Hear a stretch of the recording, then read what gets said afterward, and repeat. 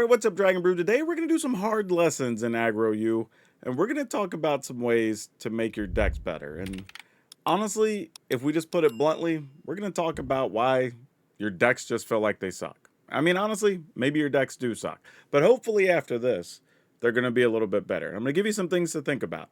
Also, Aggro U, merch down in the description. You should get something.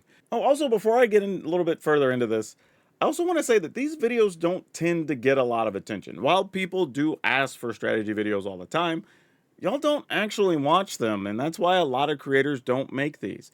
So please, if you're watching this, hype the video, like the video, share it, do all the things, leave a comment, get the engagement up, so YouTube knows you do like these types of videos, and when we do them in the future, you are likely to see more of them. Whether that's for me or another creator, the system learns to send them to you.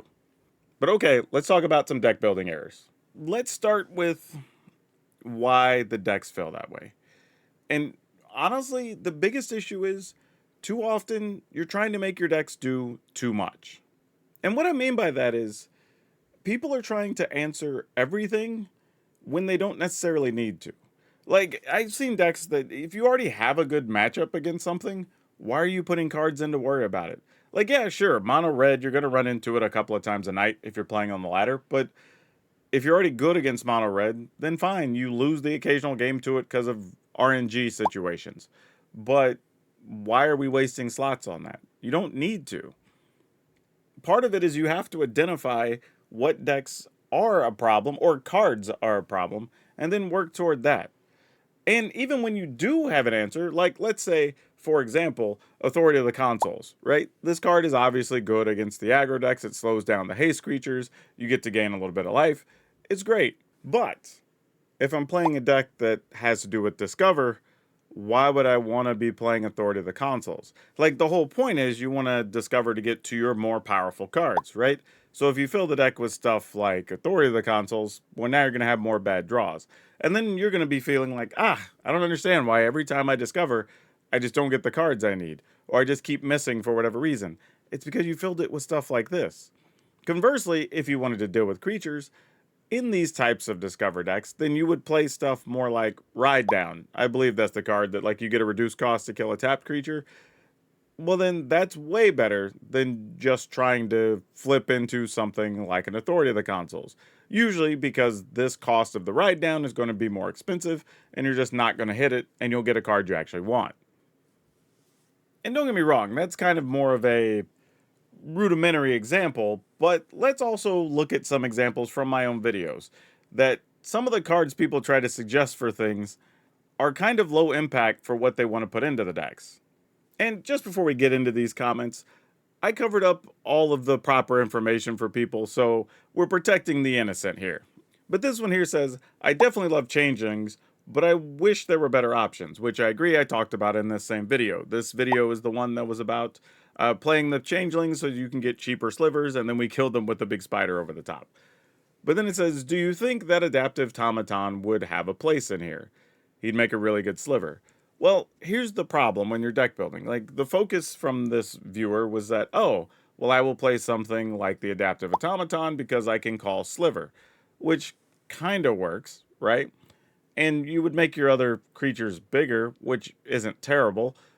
But if you notice in the video, the deck's kill mechanism was actually Scions of the Spider.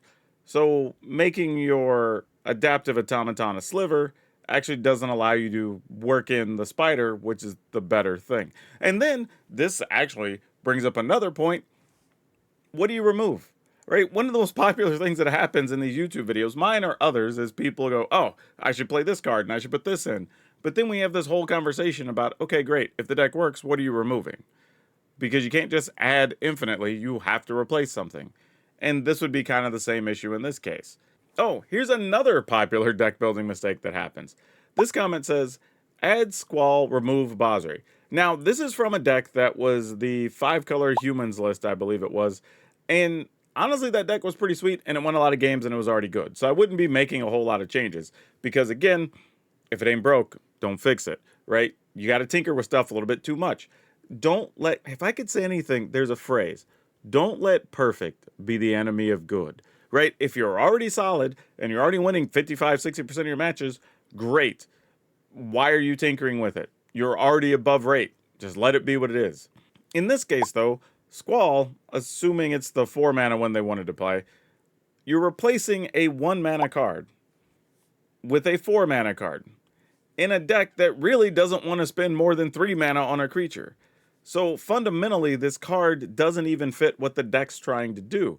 So now you've got a whole other issue of having to make other changes for the deck.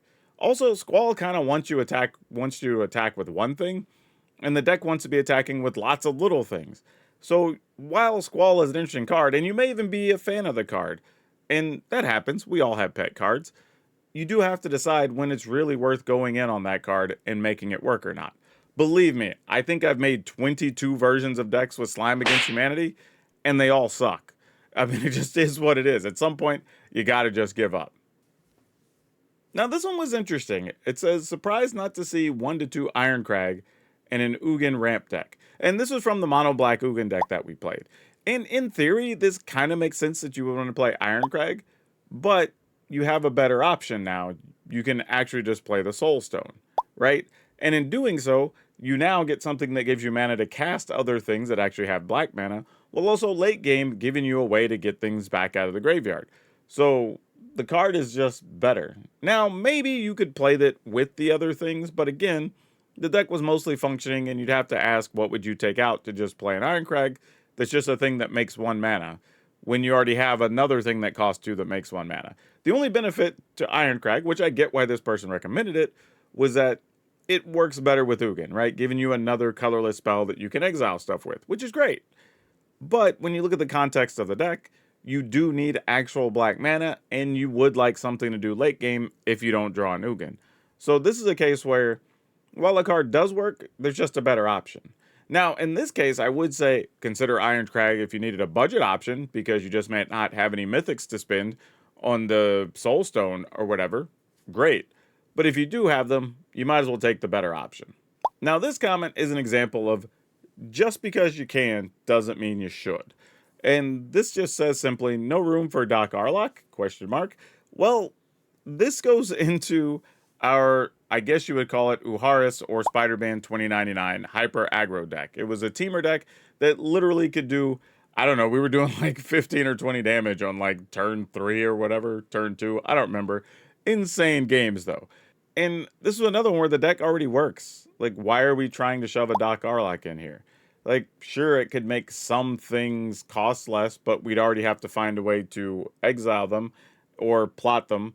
And then Doc Arlock doesn't do as much damage as the other cards we actually have in the deck for the deck that's a hyper aggro deck. So it just doesn't fit. Well, and again, no fault to this user, but a common mistake we make in decks is that we always want to add a thing because it has the right words, right? It has the right keywords, or it has a similar ability. But not all things with those words are created equal. And this is a perfect example. While Doc Arlock does make stuff cheaper, you don't even want your games to go long enough with that particular deck to allow it to have any type of bearing on the game. If it does, great, but that's not really your goal, right? You can end the games with Uharis on turn 3 or 4. You might play Doc Arlock on 2, maybe plot something on 3, maybe get the benefit of it on turn 4, and probably not even in the game, because Doc Arlock himself doesn't really do much other than assist your spells. So again, while the cards are neat, and sometimes cards do make sense because of the keywords, they're just not the right fit for the job. And then there's the issue of metagame considerations, right? You do need to take into consideration the decks you're going to go up against on the ladder. And we already mentioned, say, like Mono Red, right? But there's also, like right now, let's use an example of the popular graveyard decks. Using Superior Spider-Man, or what's Cavero, I believe is the character's name, that the 4/4 that lets you copy something in the graveyard and do all the shenanigans. So you're going to run into that deck quite a lot. I would say almost as much as Mono Red these days. Not quite as much, but close on some nights. If you're going to be frequently facing off against that deck, then you kind of have to have some contingency plan. And this matters a little bit more for best of 1 instead of best of 3, but you can consider these same discussions for sideboard options versus things you would play main deck, right? Now, if you want to tackle the graveyard, there's a bunch of different ways, right? You might play Heritage Reclamation, which can let you spot remove a card, or in the same vein, Cease and Desist. There are things like the Vacuum, that's an artifact that can just go into any deck and can remove cards. There are things like Paleontologist, which is very good. It's a creature, it can give you mana, it also removes stuff from graveyards. You have Rest in Peace, which is an enchantment that just removes graveyards. What I'm getting at is that there are a lot of choices. But the question comes down to, well, what do I choose and when do I know which one's the right one? Well, let's look at these examples that we just used. In a deck that plays more spell heavy, say you're playing a lot of spot removal, maybe you're just doing something that's mid-rangey, kind of controlling, and your option in the deck for removing stuff, enchantments and artifacts, is already a spell, you say, okay, well then maybe I want Heritage Reclamation.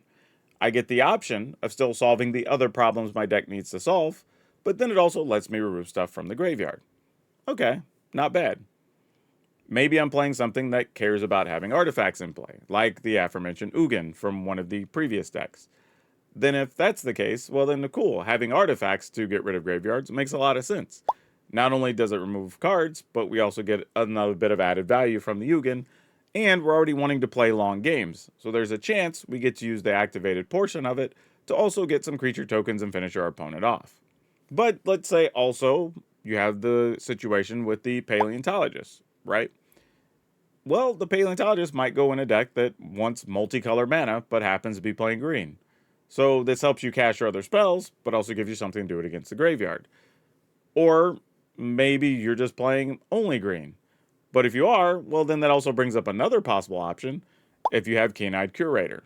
And you might be playing something like, I don't know, Raccoons, because that deck's actually good. Or maybe you're playing something like Delirium, where you want to remove all those different card types so you get a big 7/7 Trampler to try to close the clock. Right? So there's a lot of different options you can go to, even for one type of answer. But you need to make sure the answer makes sense for your deck. Again, can I use something like the Vacuum in a deck where I might actually play Paleontologist or the Curator? Sure. But you have to ask yourself, is it the best option? Because you don't want a card that just solves the problem. You need it to also work with your deck. Because what's going to happen is there are going to be times where, let's say you have the Vacuum, but you run into mono red and you're playing the aggro creature deck of some kind. Well, then that Vacuum's just not going to do anything during the course of that game. You will likely be long gone before you have a chance to even activate that because you're not playing a deck that wants to play the long game. So it makes sense to have either the Paleontologist or the Curator at that point. Or Rest in Peace, that can kind of go in anything where maybe you don't want the other options and you just don't care about your graveyard at all, right? And again, there's some situations where you're playing the Curator that you do care about graveyards because you want to be able to grow your Curator. But if you're playing decks where you don't care about your graveyard, then cool, go ahead and play Rest in Peace, and it probably hits your opponent's stuff. Now, the downside to Rest in Peace is if you don't have anything to do with the random enchantment, even if that's just sacrificing it to something else, there's going to be some matchups where it doesn't have a lot of impact. And that's okay, you just have to understand that going into it. But at the end of all this, I say all of this to say, a lot of it is just taking into consideration what your deck build looks like, the problems you're trying to solve, and picking the right answers to do the thing. And don't have your decks trying to do too much. You still have to stay focused while trying to solve those other problems. And in some cases, if you just can't find the right tool, then probably don't include it. And it's okay to say, hey, this matchup's going to be bad. I'll just take a loss if I run into it. I'll make it up on the other ones. Because making your deck too weak against 5 decks when you're trying to solve your answer against one deck is actually not really the way you want to go. I would rather just still be weak against the one decks, but then make my deck stronger against the other 5. It's just a simple numbers game. But that's it. I don't want this video to be too long, but here's what I want from you. I want to know, one, did you like this type of video? Because these videos don't necessarily get a lot of views. While people say they want strategy videos, they don't often watch them. So I would like for you to share this with any other people that you think need to see this video, so we're encouraged to make more of them. However, I also want to know what other things about Magic that you feel like you're struggling with that a video could help you out with. And we'll work on making that for you.